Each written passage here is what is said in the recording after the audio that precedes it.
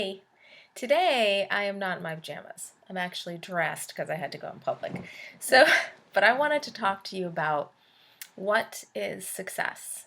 Because people have been asking me a lot lately about, getting paid to write, as I wrote in the column today. But for me, success is validation. And I think people feel successful if they have some sort of validation about what they do for a living. And usually that translates into money, unfortunately, in our society. But we also tend to look for validation from other people. Oh, she's a great writer. She's great at this. He's great at that. We tend to want that praise from other people. Maybe it's because we wanted it from our parents when we were kids. I don't know, but we've always looked for it from other people. But what if you gave yourself that validation? What if you decided, I am a writer and my writing is good and this is worth pursuing, even if I'm not getting paid yet or right now? Or what if I never got paid? What if I never got paid for my work? Does that make this screenplay any less good? Did it take away the enjoyment that I got from writing that script in the first place? If we're going to write and pursue a screenwriting career, or even if we want to write a novel, whatever it is that we're going to write that we want people to sit down and pay for and sit and open and read, we need to at some point recognize that maybe no one will ever pay for this. I mean, this isn't art. This is, we're creating art here and we're creating an experience, an emotional experience for people. So maybe we never get discovered and we're not paid for it. So you've got to figure out what you want to do and how you can find value and validate yourself while you're on the journey, because it's not just the finish line, it's the journey. This is one of the things being a black belt definitely taught me is, all along the way, you get beaten up, kicked, bones broken, all that stuff. And that's not what it's about. It's about never giving up. And it's about being there in the end when they hand you that belt. So the path of a writer is very similar to that of a martial artist or a marathon runner or people who train for something gigantic. You've got to find little milestones along the way to keep you in the game. And I think for me, declaring I was a writer was for sure one of the things that really helped validate me and help me validate myself and help me stay in the game. And I remember that moment. I'm sure most of us have full-time jobs. Of course, if you're not getting paid, you probably have a job while you're doing this on the side. So I'm not unlike you, I had a job, and I was at this trade show for the company I was working for at the time. And I was answering this woman's question. She came up to me, to our booth, and she was asking me all these questions, and she was a lovely, lovely woman. I'm answering her, I'm responding, and I said to her in making conversation, so what do you do?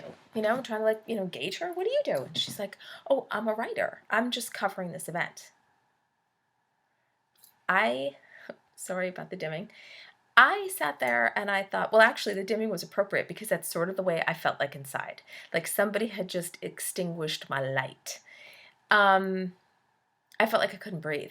I was choking inside because I am a writer. I'm sitting there talking to this woman who's a writer and I wanted to scream out to her, I'm a writer too. And I couldn't because I was being professional and doing the job I was being paid to do, to be there for. But when I came back from that, that's when everything changed. That's when the whole game changed because I thought to myself, I am never going to be in that position again. I'm never going to feel like I'm not being honest in what I am in defining myself. So I started working on my blog more and taking it more seriously. I started tweeting out, asking people, does anybody need a guest blogger? And because I felt to be validated as a writer, I needed to have my work out there on more than just my blog, my own platform. So what I did was when I would guest blog for people, I would say to them, in exchange for money, could you give me a recommendation on my LinkedIn page? And so they would go onto my LinkedIn page and leave me a recommendation as a writer. She submitted on time. She was professional. She stayed within the word count that I gave her and the instructions that I gave her. And those recommendations were written about Jeannie, the writer. and not about any of those other credentials that I had on my resume. And that helped validate me. And the other thing that it did was it provided me with published clips that I could put on my website. So there's a tab on my website, jeannievb.com, where you can see published clips. And so, they were book reviews, there were articles on rewriting. I mean, whatever they wanted, I wrote. And then because I had those published clips, I was able to then use those when I was querying for freelance articles to eventually get paid. And I write on my website an article called Write or Die, and it's about that moment where I got my first check for writing a freelance piece, and it happened to be for Writer's Digest, because I met the then publisher Jane Friedman online on Twitter, and that's how we developed our relationship. And don't tell them, but I totally would have written that piece for free. I was so excited, but that's okay. And I don't mean, when I talk about writing for free, I don't mean to say that, or even imply that our words aren't valuable and that we shouldn't be paid for our words, because we should be. But there's a process of getting there. There's it's a whole process. It's like a lot of people in Hollywood who are trying to break into studios. They become interns, and they do that for free, but they learn a ton. And whether interns are abused and all of that kind of stuff is a whole other discussion and a whole other topic. But I'm just saying that sometimes in life, you have to just suck it up and do stuff for free in order to get your foot in that door. Do I write for free now? Not often, but if it's still a good platform where I think that would give me great exposure, I would certainly consider it. I mean, no question. I mean, there's still value in that.